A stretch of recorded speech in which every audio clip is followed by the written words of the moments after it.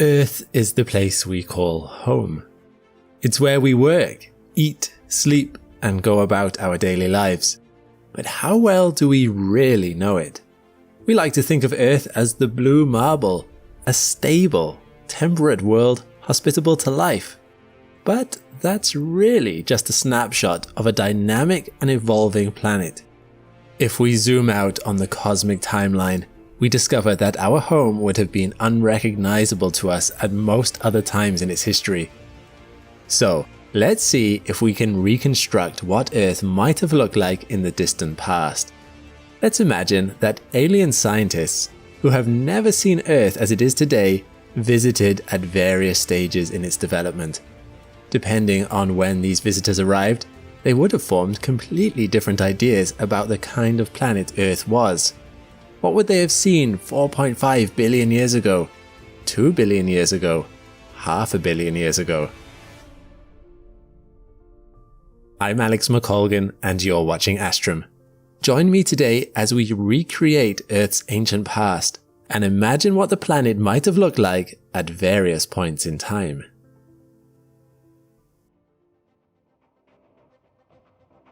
Now, before we start, a little disclaimer. To answer these questions, we'll need to draw on some models that not all our scientists agree on. Traveling into the extremely distant past always carries some error bars. Some of the science we're pretty sure about, other things are still being debated. So, as we indulge our imagination, let's keep in mind that some of these claims are still being developed and rigorously questioned, as they should be. But to the best of our current knowledge, this is what our planet could have been like. As long as we're going into the past, we might as well go way back. Let's start 4.5 billion years ago. It's not the very beginning, but pretty close to it. At this time, the Earth is basically a hot, viscous ball of molten rock, and I doubt our alien visitors will want to hang around for very long. The Earth is still young, not even 100 million years old yet, which in planetary terms is an infant. Earth's thin atmosphere is made mostly of hydrogen and helium, most of which is stripped by the solar wind, since the Earth hasn't yet formed a magnetic field. As a result, the young planet has little protection from the sun's cosmic rays, and the planet is a hotbed of radiation. Earth is also constantly being bombarded with asteroids and comets, which add to its mass, a process called accretion. Just imagine a big ball of chewing gum that you keep adding to with fresh wads of gum, and you'll get the idea. So not only is the young Earth hot and gooey, it's also growing. But these are not the only impacts the planet has to contend with. In the recent past, there was a cataclysmic event in which a protoplanet collided with the Earth, resulting in the formation of our moon. If our alien visitors were to see Earth in this state, would they see its potential? I'm unsure I would at this stage.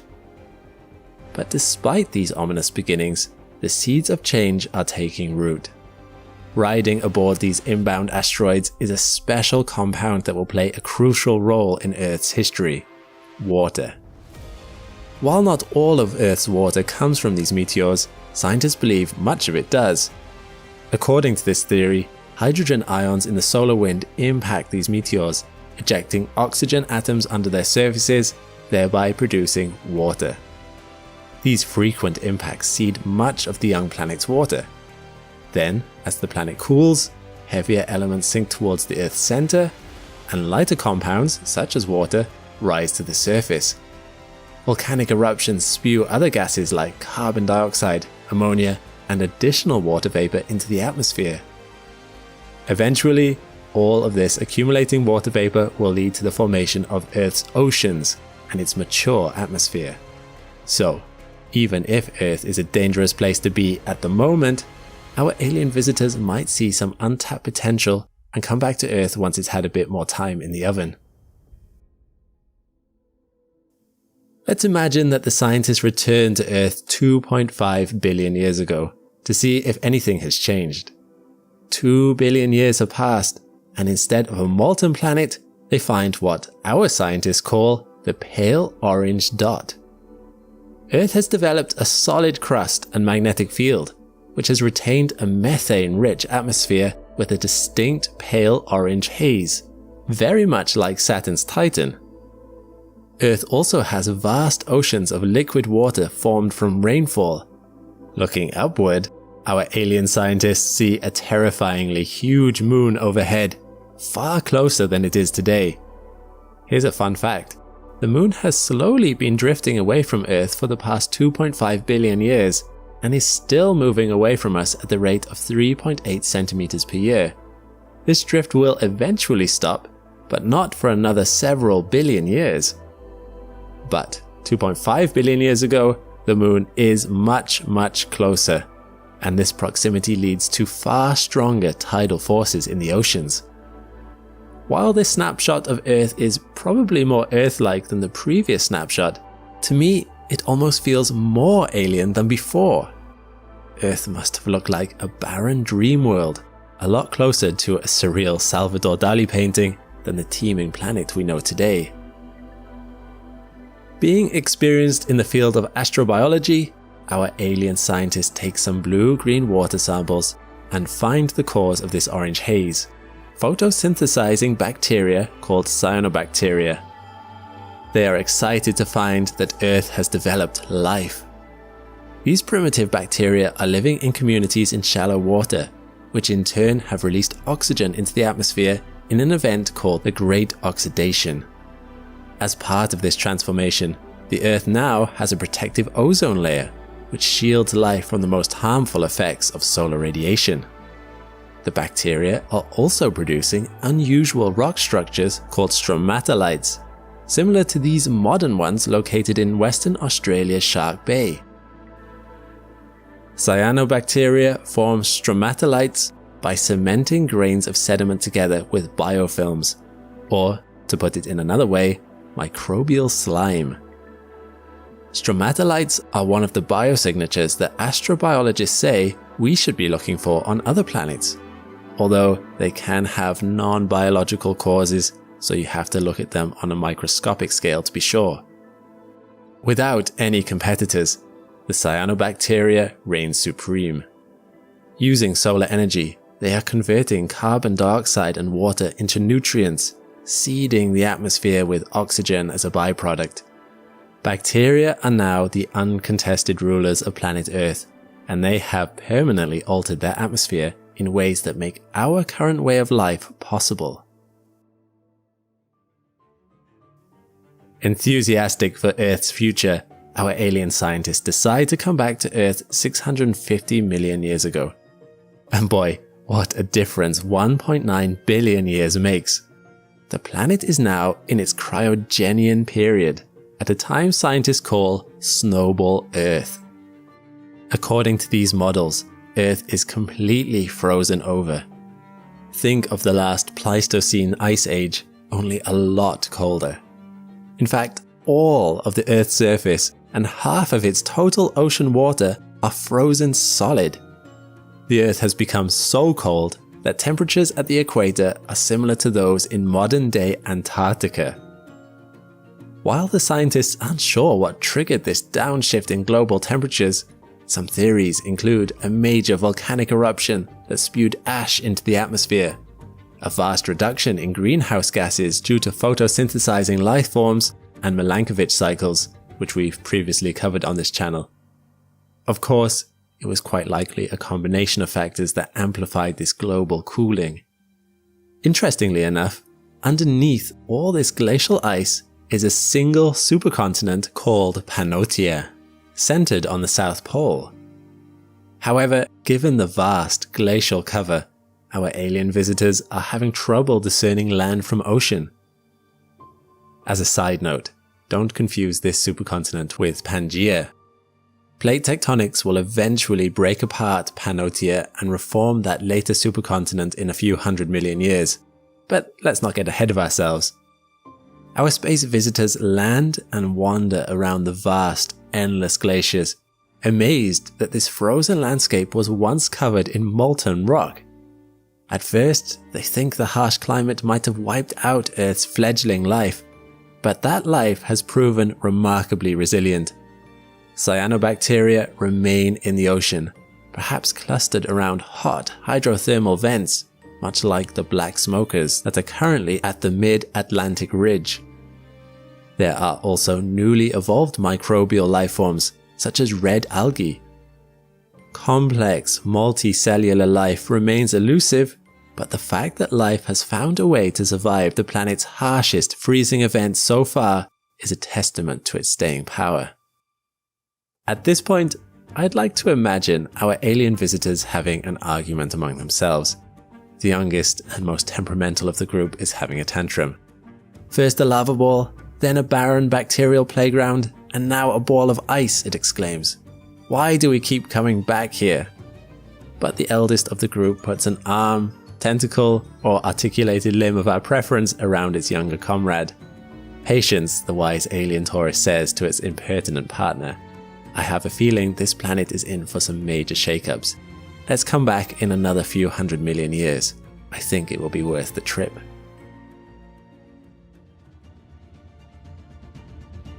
So, giving the planet time to change, our alien scientists decide to come back during the Devonian period 360 million years ago, and they are shocked by what they see.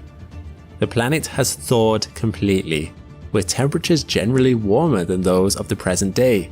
Scientists estimate that the tropical sea surface temperatures range from 30 degrees Celsius to 21 degrees Celsius later in the Devonian, a temperature drop that coincides with diminishing CO2 levels due to increasing plant growth.